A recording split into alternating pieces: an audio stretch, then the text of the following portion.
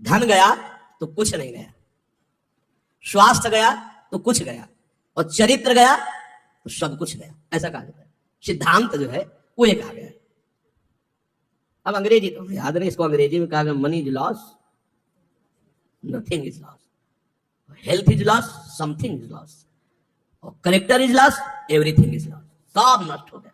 अगर चरित्र चला गया तो सब चला गया। आज क्या है, कौन हृदय नहीं लाग कठिन अति नारी नयन सर, आगे कह रहे कौन ऐसा हृदय में जिसको नारी के नेत्र रूपी बाण ने घायल न कर दिया हो। वही हृदय है जो हरि को अर्पित है, जिसके हृदय में भगवान का स्मरण चल रहा है, उसके हृदय में नहीं हो।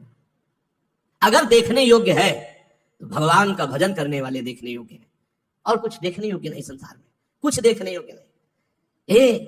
ये सब मल की सुंदरता है, मल की, ये सुंदरता नहीं है, ये मल की सुंदरता है। एक काम करने राजमहल में जाती थी, तो राजमहल में काम करने वाली साधारण घर में काम करने वाली थोड़ी होती, उसका एक पदवी होती, रानी की दासी पूरा।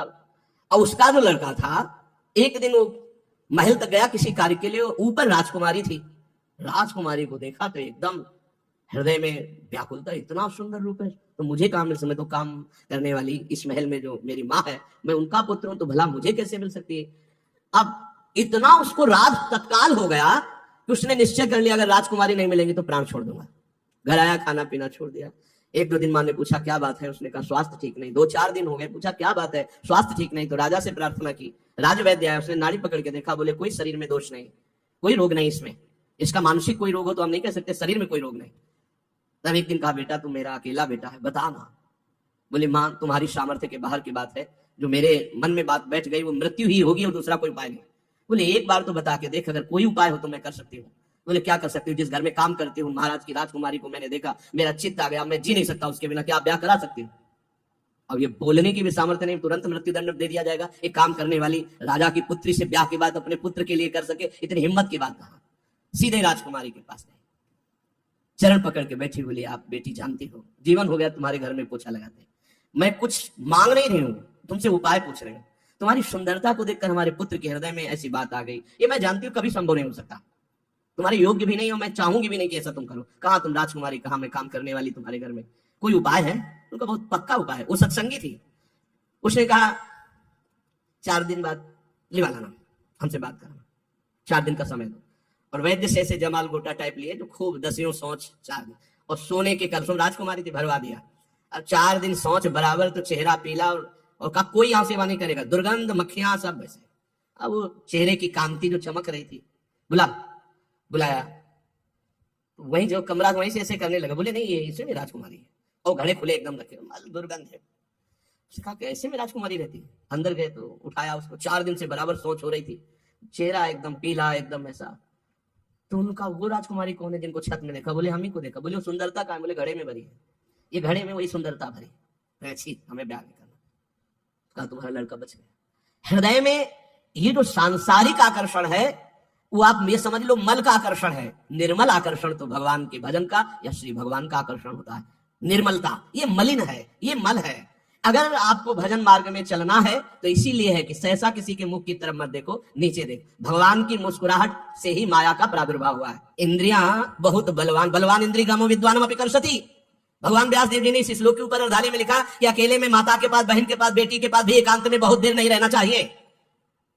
तो जैमिनी जी खड़े हो गए, उन्होंने कहा प्रभु ये बात तो समझ में नहीं आई कि विद्वान है, शास्त्र ज्ञानी है, फिर भी वो अपनी माता बहन के पास बहुत देर एकांत न रहने, तो बलवान इंद्रिय ग्रमो विद्वान विद्वान को कैसे खींच सकती है? अब जैमिनी जी बहुत बड़े विद्वान है वेद के, और शिष्य तो शिष्य ही भगवान श्री कृष्ण द्वैपायन के। व्यास देव जी ने कहा कुछ दिन के लिए हमें बद्री नारायण जाना है, आप इस आश्रम को संभालिए, आप श्रेष्ठ हैं, और फिर आकर मैं उत्तर दूंगा। वो समझ ही नहीं पाए।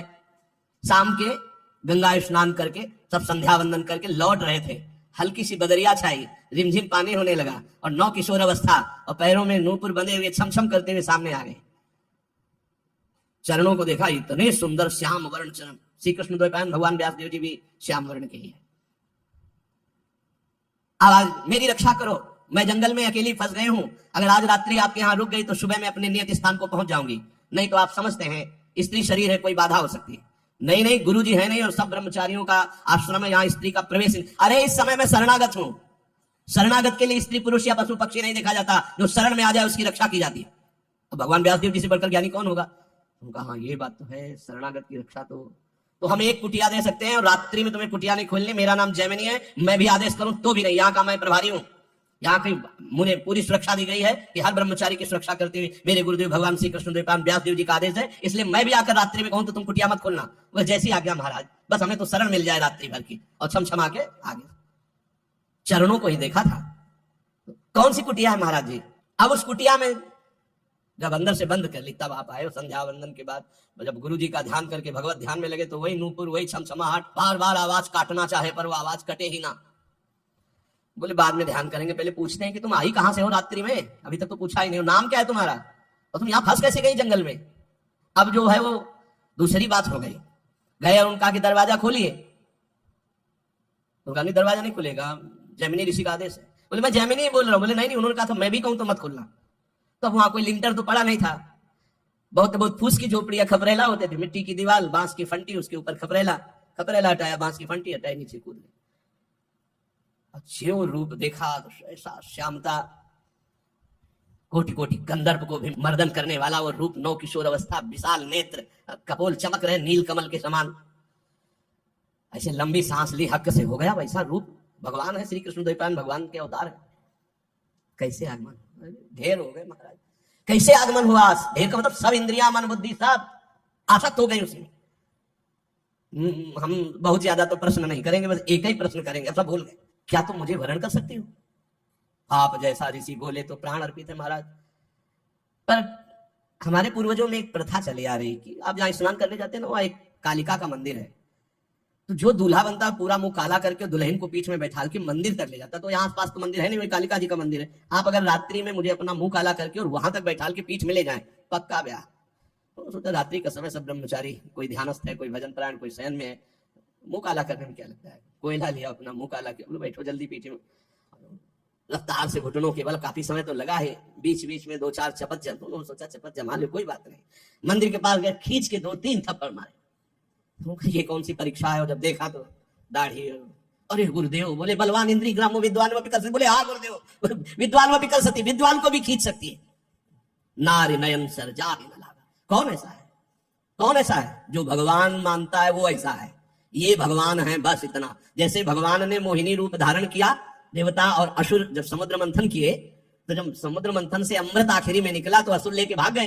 तो देवताओं के ओठ सूख गए कि प्रभु इनके हाथ से अब हमें मिलने वाला। बोले नहीं, बिना झगड़े